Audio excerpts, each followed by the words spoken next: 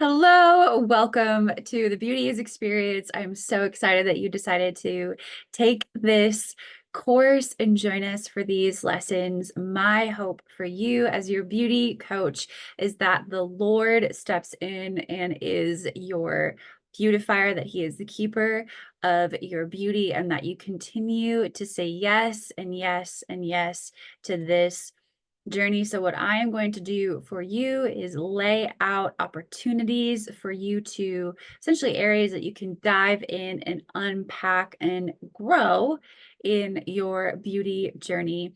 And in this particular lesson, we're going to lay the foundation and till the soil, so to speak, to prepare you for the work that I believe the Holy Spirit wants to do in your life in terms of you becoming your most beautiful self, you becoming, well, really, you uncovering who you are in truth. And as you do that, you are going to step into your most beautiful, beautiful self. And so this lesson is designed to lay that foundation for you to understand, why are we purifying? What the heck is Kacee so, why is Kacee so focused on purification? So we get to dive into the scriptures together where I have the opportunity to show you why purification is a key in your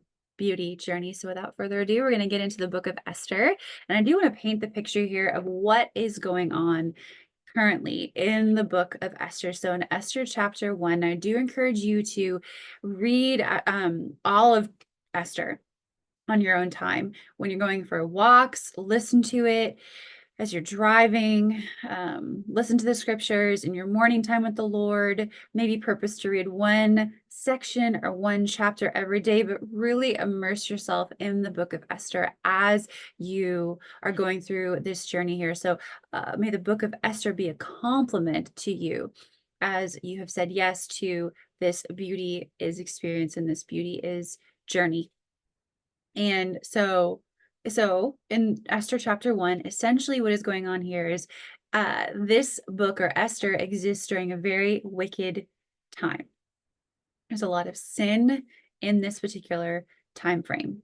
And in Esther chapter 1, King Ahasuerus, he essentially throws a big banquet and he calls forth Queen Vashti. He wants Queen Vashti to make an appearance. Queen Vashti was his wife at the time, the queen. And Queen Vashti refused to come. The king got mad. The king's council said, hey, we need to set a standard here for all men in the kingdom. We cannot let this be an example of women disrespecting their husbands. So you need to dethrone Queen Vashti. And the king said, you know what? That's a really great idea. So that's what happened. So King Ahasuerus dethroned Queen Vashti, and then we see here in Esther chapter 2, we're going to read, I'm going to unpack the first 4 verses here for us in lesson 1 in particular. So in Esther chapter 2, verse 1, it says, after these things, when the wrath of King Ahasuerus subsided, he remembered Vashti. What's interesting about that is that word remembered means miss. So essentially the king, his anger went away and he started to miss the queen.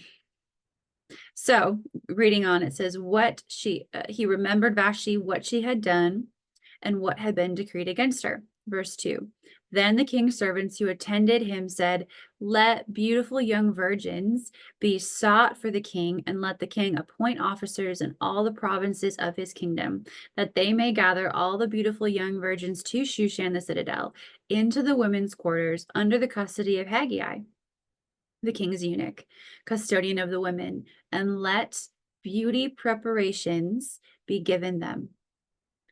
Then let the young woman who pleases the king be queen instead of Vashti. This thing pleased the king, and he did so. So essentially, the king's council said, hey, you know what?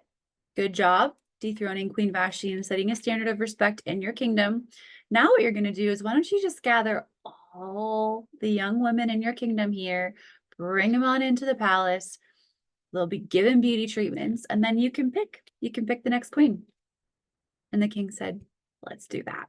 So that's essentially what's happening here in Esther chapter 1 and then the beginning of verse 2. So we see in Esther chapter 2, verse 3 in particular, where it says, and let beauty preparations be given them. That word, beauty preparations, in the original Hebrew is the word, I'm going to reference my notes here. I don't want to say it wrong. So it is the word tamruk, I do believe, but I just want to, yes, tamruk. So let beauty preparations be given them. Let tamruk be given them. Now, what's very interesting is that word tamruk in the original Hebrew is translated into multiple words in the English in various Bible versions. So another Bible version here, the NIV, it says, let beauty preparations be given them. Great. The NLT says, we will see that they are all given beauty treatments. Great. The ESV says, let their cosmetics be given them. And then the King James Version says, and let their things for purification be given them. So in other words, when the men who came to translate the original Hebrew text into different versions, different English versions of the Bible, one particular gentleman said, hey, this word tamruk, we're gonna write the word cosmetics in English. So tamruk means cosmetics. That's the best English word they could find for that Hebrew word. Another man said beauty treatments. That's actually the right word for tamruk, is beauty treatments. And another gentleman, the King James Version, which is the most literal, they chose the word purification. They said tamruk. The actual word in English that we think best fits tamruk in the original Hebrew is the word purification. And tamruk, that word, is the foundation of every single thing that we do here at Beauty. Is we exist to inspire holistic purification, and the result of that is a woman becoming more beautiful. As you embrace purification, as you embrace purity, you are going to step into your most whole self. You are going to step into your most beautiful self. What's really interesting is that word tamruk means polishing. Now, if you think of polishing, you're not changing the identity of something. You're simply revealing it. So for example, let me go ahead and grab my water glass here, since this is what I have. And I wonder if I have, we'll just use my scrunchie. We have the blue theme today. So if this was my little buffer and we're going to polish my water glass, we are not changing the identity of the water glass. We're simply removing the dirt, removing the dust, removing anything that covers up what it actually is. That is tamruk. And for you, what that means is, as you step into your beauty journey, how you become more beautiful is by allowing the Holy Spirit to uncover anything from you that is not true to who you are, your true nature and your true identity, allowing the Holy Spirit Himself to polish you and to buffer you and to show your true self the world. And as you do that, guys, I'm telling you, this is a key. This is a key for you to become your most beautiful self. If you want to, let's just say, you want to become more beautiful, how you do that is becoming more of who you are in truth. Who you are in truth is the most beautiful version of yourself. And we see that in the scriptures, just like, hey, we're going to send these women off on 12 months of beauty treatments. What does that translate into? 12 months of purification. Now, if you think of that on a practical level, which we'll see here in future lessons, but if you break it down and we were to holistically purify, or in other words, holistically detox, it makes sense. So let's take, for example, food. If you're eating toxic foods or foods that have ingredients in them that aren't good for your body, well, you're going to see it on your body, whether that translates into extra weight or maybe acne, or maybe just in general, like the light in your countenance is going to be dimmer.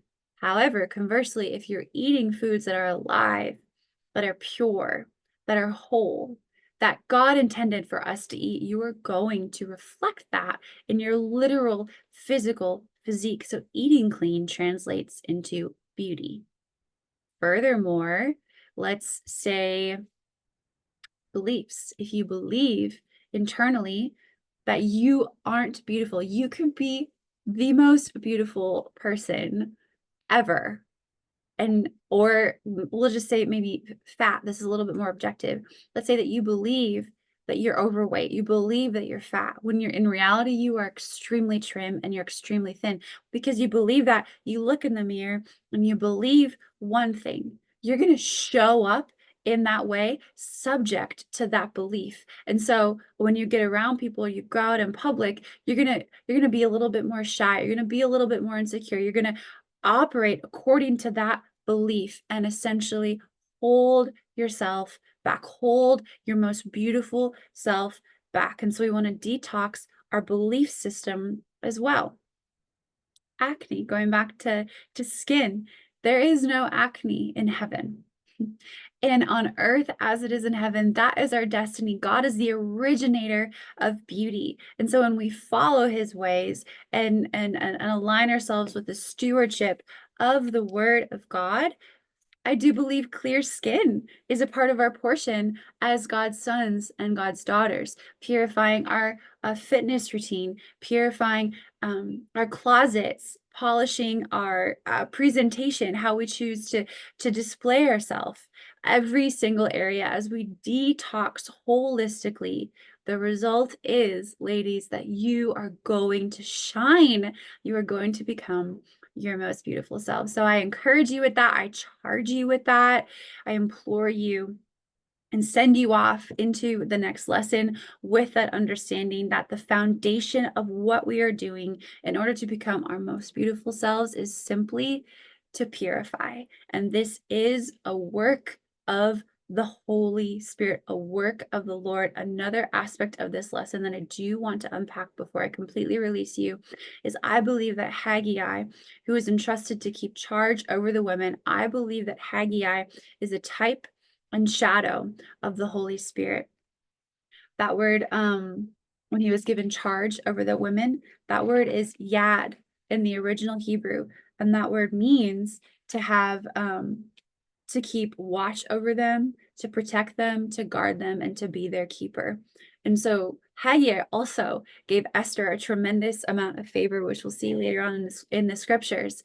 But God is the one that is going to give us favor. The Holy Spirit is your beautifier in this journey. So as your beauty coach, I look forward to encouraging you. I look forward to teaching you, but there's only so much that I can do and only so much that really will result in effectiveness. What you want to do is take what I teach you and then lean into the Holy Spirit and allow the Holy Spirit to be your beautifier. He knows you intimately through and through. He knows the toxins that are holding you back, the thought processes, the beliefs, the habits that might need some cleaning up. The Holy Spirit is going to be your best beautifier. Leaning into the Holy Spirit is exactly what you are going to want to do for the remainder of your journey. Now, I did put together some journal prompts for you. Definitely go ahead and sit with the Holy Spirit as you unpack those journal prompts. They are meant to partner with this lesson, but really till the soil and perhaps make some connections between yourself and yeah, you. So understanding where you're at, identifying certain parts of your beauty journey where you might feel a little bit insecure, areas that you want to focus on in these coming months, and just really beginning to map that out. So definitely dive into those journal prompts. And thank you again for joining us in lesson 1, and we'll see you in lesson 2.